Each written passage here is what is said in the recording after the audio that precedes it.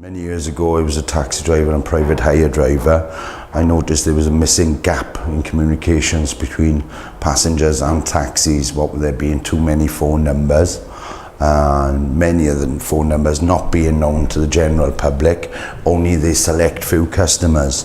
So what I decided was something needed to be made as a bridge to show every customer to every taxi driver and make that customer optional to every driver.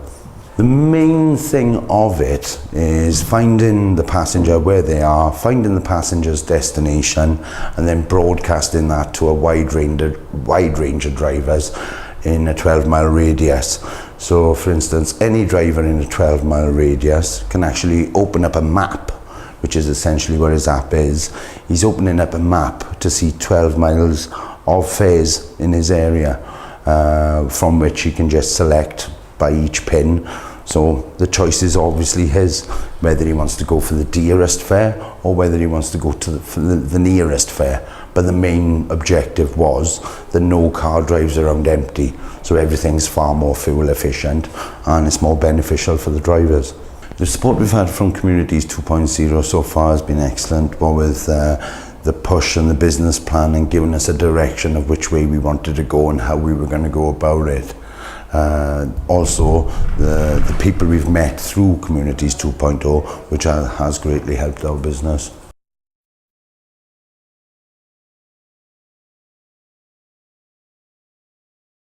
I think one of the most important things is that when a passenger requests a taxi, the minute they press accept, then they'll get a visual of the driver's licence badge, which will clearly detail their licence registration number with the local authority, and there'll also be a photograph of the driver. So you know exactly who's coming to pick you up. There's no possibility of it being a cowboy taxi firm. And you have that assurance as well as the assurance of an agreed fare beforehand, so there's no question. So when you're looking at children, vulnerable adults, lone females, they have the added security framework in place to ensure that their journey is the safest it possibly can be. The key to all marketing is going to be cross-platforming. At the moment, we're available on iOS. We are looking to cross over to Android platform in the very near future. Once that's completed, it's accessible to all. We'll get much larger uptake from the drivers. Passenger marketing is going to revolve around, again, getting the word out there to where the customers are actually based.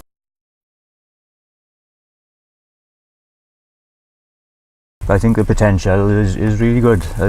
Taxi ranks are not going to be needed as long as people know about this thing. It's used widely. Then returns from airports, lots of times you're coming back empty. You won't need to. You can pick up from one place to another and just work your fare back.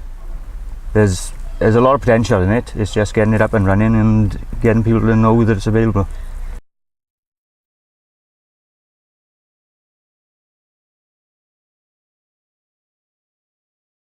As somebody with a disability, it's obviously paramount to know that the taxi that I book has got the appropriate wheelchair access and also is available to be used. And also, from my point of view, I do a lot of work within the community of people with disabilities within Rhondda and Taff.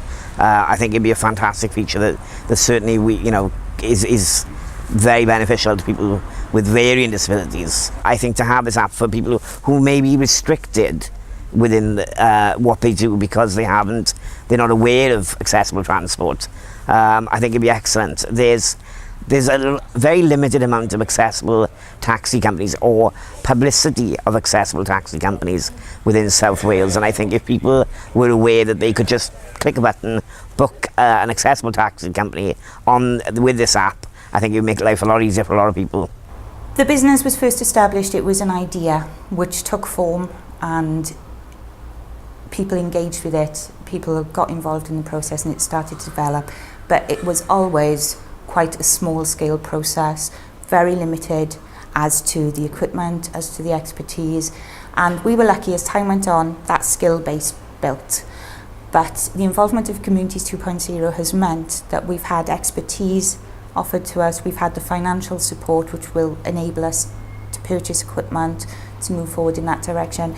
But what's really invaluable is the support that's given to us and the encouragement that's given to us, getting the message out there that anyone is capable of building up a successful business from scratch.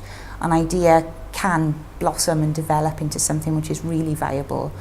And sometimes we've had quite low moments, and by then touching base with Communities 2.0, we've been reassured that no, it is actually a good idea and we can actually do this and we can build on what we've got.